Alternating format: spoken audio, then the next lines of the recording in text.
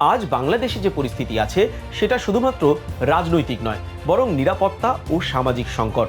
অভিযোগ, ধর্মীয় র্যাডিক্যাল শক্তি আবার জনমত তৈরি করার চেষ্টা করছে। সংখ্যালঘুদের কিছু এলাকায় ভয়, আতঙ্ক, অনিশ্চয়তা দেখা দিচ্ছে।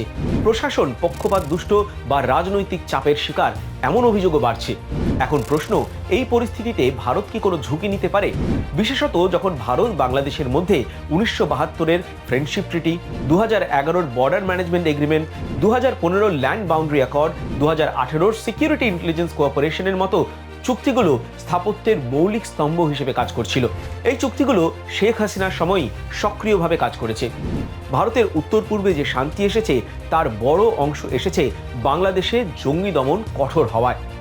যে শক্তিগুলো এখন শেখ হাসিনাকে ফেরত পাঠানোর দাবি তুলছে, তারা এসব চুক্তির বিরুদ্ধেই অতীতে অবস্থান নিয়েছিল এবং তাদের পুনরুত্থান মানেই আঞ্চলিক অস্থিতিশীলতার ঝুঁকি।